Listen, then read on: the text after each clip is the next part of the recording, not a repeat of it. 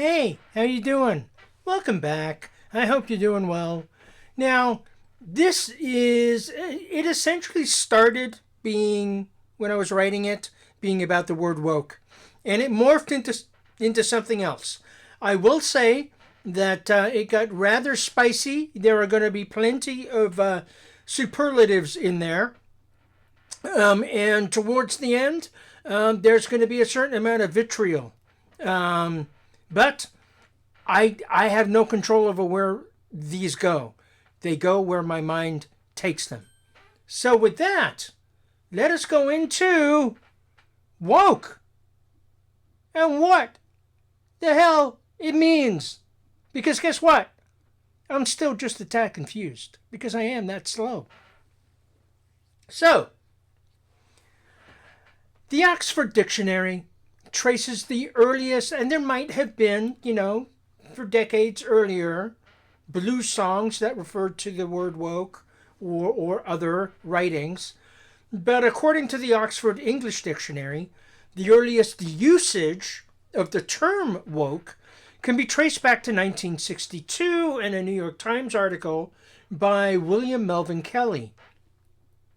And he used it to describe the basically cultural appropriation, the appropriation of black terms by white beatniks. Not just any white beatniks, white advertisers. He saw the terms being used in advertising on New York City subways. And as most of us do when we're riding the subways in New York City, we look at an advertisement and our initial thought is, what the fuck?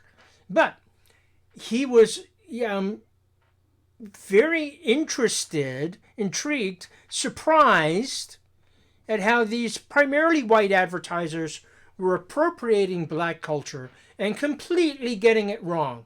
In essence, presenting themselves as if they were in the know, so to speak, about black culture, when in essence they weren't. Again, the original use of the term woke, and it's come and morphed into something else, I know, but the original use of the word woke had absolutely nothing to do with identity politics. And that's something that has been highlighted again in a recent article, 2020, by a contemporary and colleague of William Kelley's, Nicholas Mills, and in an article he wrote in the Dispatch. And again, in the show notes, in the description, there'll be links to these papers. So, a less than auspicious beginning for the term woke. Like so many other things, white people be stealing from minorities, and when they use it, they get it all wrong. Now, let's fast forward to today, because today it is used in a completely different type of way. Now, the term is used and I'm not a fan of this man. I do not like this man.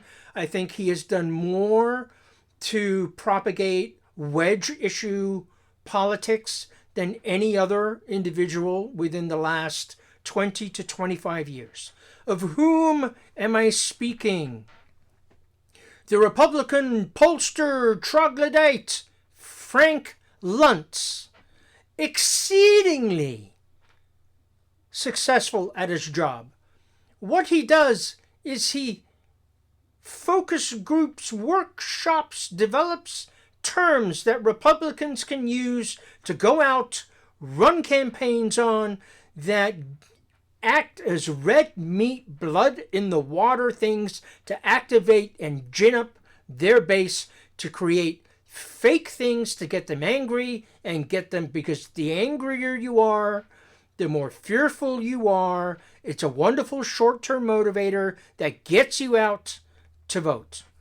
That's a Republican mindset. It's worked for them politically for 20 years. It's what their pollsters run their models on, and it seems to work. So this Frank Luntz and his ilk have created the woke mind virus. Again, Woke is not a term that me and other liberals use. We do not use it because it has no meaning for us whatsoever. The woke mind virus, this neologism that the Republican pollster class has created, the right-leaning conservative commentator class has created, it has become clearly connected and most closely connected to anything and everything that is left-wing, progressive, political. And that's just it.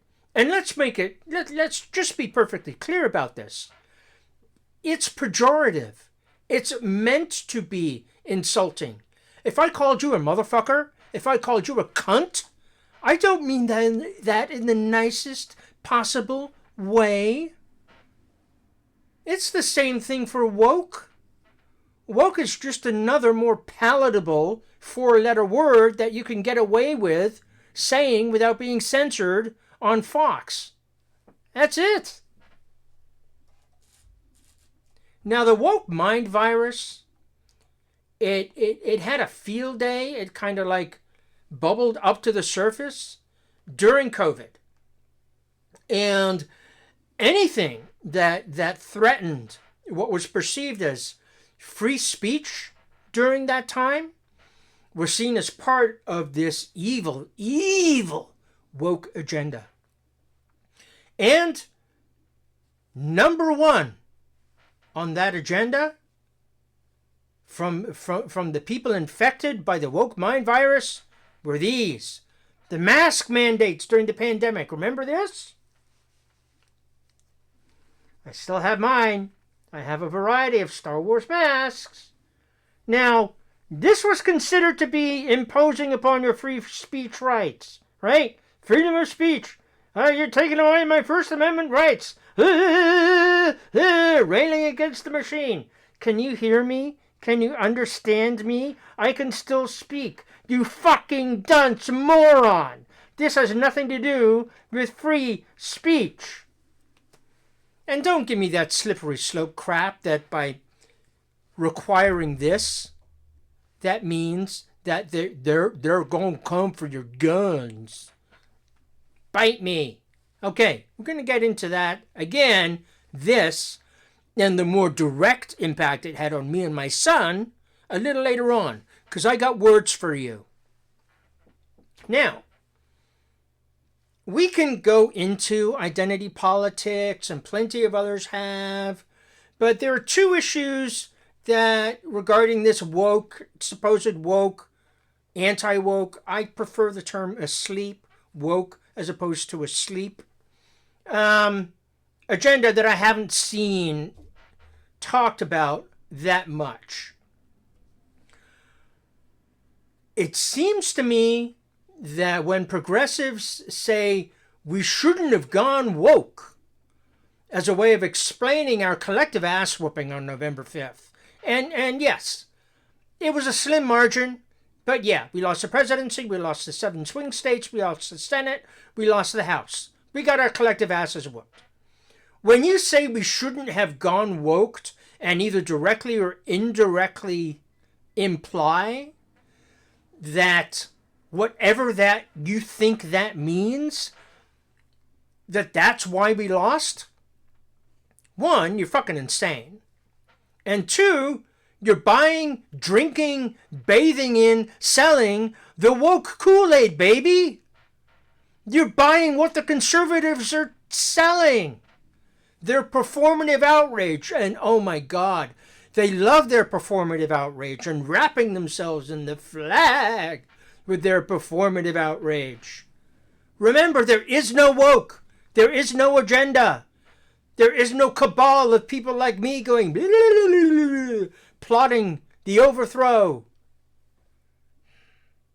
Conservatives invented it. Pollsters invented it. The pundit class invented it. And like so many other things, you white boys co-opted. You stole it from minority culture and you keep using it wrong and getting it wrong. So my progressive brethren, sisterin, stop it! Stop telling conservatives they're right. Because every time you say there's a woke agenda, you're telling conservatives they're right. Every time you say that it was part of the reason or the reason why we lost, you're telling them they're right. You're buying the crap they're selling. And that's just offensive on so many levels. You're playing their game by their rules, instead of doing what you should be doing, which is not lying down or bending over and taking it. You should be mounting some sort of reasonable defense leading into an offense, which clearly you are not. Now, a note about asleep. I'm going to give you a quote. Your body, my choice. The vile quote, just recently, from Trump's favorite dinner buddy, Nick, I never saw a Nazi I didn't want to fuck, Fuentes. That's what it means to be asleep. Because when you say I'm against a woke agenda, what's the opposite of a woke? Of woke? The opposite is everything that Nick Fuentes stands for. And you are tacitly agreeing with that. Because you're not coming out and saying, I don't like Nick Fuentes. So let's spend a little time looking at what has conservatives and the right wing so horrified, so threatened. What is so threatening to their free speech rights? Now I'll tell you, what is threatening to them is the last 250 odd years, give or take a few years, of American history. The pursuit of civil liberty, truth, justice, the American way, all those things that Superman stands for. Ooh! The ongoing fight for freedom and equality for everyone. If there is an agenda, that's it. The last 100 years of civil rights reforms, from marginalized group to marginalized group, from women's rights to workers' rights to gay rights. It's the fight for a more perfect union. There is nothing more American than that. A more open, honest, inclusive, loving, tolerant union for everybody. If I had to define what a woke agenda is in one word, that would be it. Freedom. It's what Americans have been fighting, scratching, clawing, and dying for on home and foreign soil for over 240 years. Woke? Fuck you, Republicans. And you're woke? Because all of us are woke. Or at least we should be. If you truly believe in striving for a more perfect union. Now we can have reasonable disagreements, discussions on how policy-wise to best achieve a more perfect union. That's what debates are for. But to actively build an America that builds up one class of individual by stepping on, crushing, destroying another group that happened to be beneath you? That's not American. That's not America. It's not my America.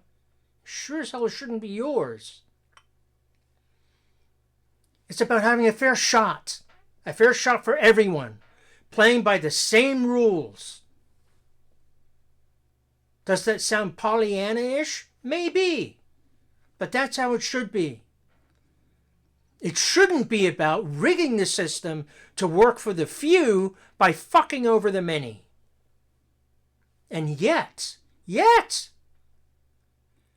80 million Americans voted just for that. They voted to institutionalize a system where the few are going to be benefited by fucking over the many. And it starts in a few weeks, baby.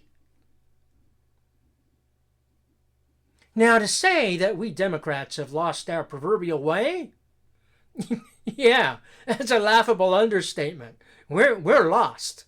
Completely. Totally lost. Out there in the wilderness, wandering, lost.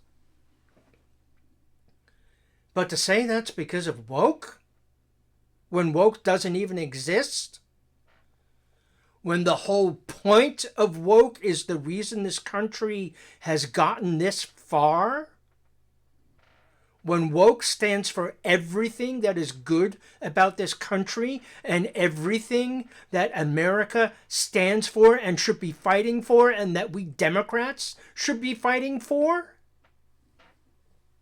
Shame on you, Democrats, who suggest that it was the reason we lost.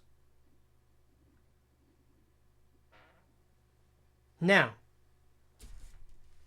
getting back to this.